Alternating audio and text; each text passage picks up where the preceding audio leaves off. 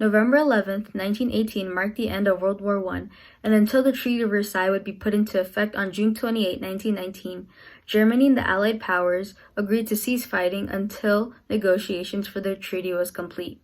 At the end of the war, Germany and America would face significant changes because and in their economy. Germany in particular relied on the gold standard, in which a country's currency directly related to gold. Because Germany borrowed money to pay for World War I, the country would experience a hyperinflation at the end of the war. While the prices of objects doubled during the war, it doubled once again after it. For example, milk went from 7 marks to 16. Increasing prices required more currency to be circulated, and printing money became the solution. However, the rocket in prices would lead to the currency losing its value. In fact, it was estimated that $1 equated to 1 trillion marks. The change in the currency's value shook the citizens of Germany. It affected people, especially of the working class. People were unhappy with the cost of living and were afraid of being fired. Factory workers demanded higher pay. Overall, the people developed a desire to beat the tax collector, and their behavior became more carefree. As currency lost its value, people began to trade and even resort to petty thievery. The streets of Berlin were clouded with drugs, prostitution. Younger generations would spend their money in retaliation of the old, who advised them to save their money, and thousands of families faced poverty. America gave aid to Germany's economic hardships through numerous efforts of tax collection and management, but the world depression cut off the source of money. Germany suffered once again. Tired of the economic disparity, Germans began supporting anti-democratic representatives that promised solutions to the broken economy. In contrast to the Germans, the Americans did not experience a major negative impact from World War I.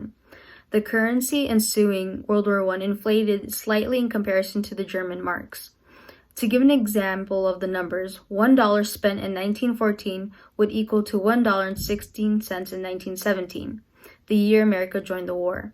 By the end of the war, $1 became $1.37 in 1918 to $1.65 in 1919. The war called for production of ammunition and resources, welcoming employment opportunities. However, the economic and industrial boom would fall short after the First World War. This would eventually lead to America's second recession. On a social level, unemployment, failing wages, and bankruptcies infused with the average American citizen. Farmers in particular demanded relief, but their calls for help would not amount to anything. Despite this, World War I on a larger scale benefited America. Originally known as a national debtor, the U.S. proved themselves in political and financial capabilities. They became the national lender, especially to Latin America, and emerged as a world power after World War I. In 1919, American investments to foreign nations was $9.7 billion, while investments from foreign countries to America was only $3.3 billion. Many Americans were convinced that the American government could help the economy through the establishment of federal agencies. This idea would not come into effect until towards the Great Depression, when several agencies like the Civilian Conservation Corps that dedicated itself to hiring young men for conservation projects. In general, the end of World War I gave ideas as to how the federal government could participate in the changing economy. In conclusion, the wake of World War I had profound and very different effects on Germany, whose social climate and economy declined, but the American economy overall boosted and faced problems on a smaller social scale.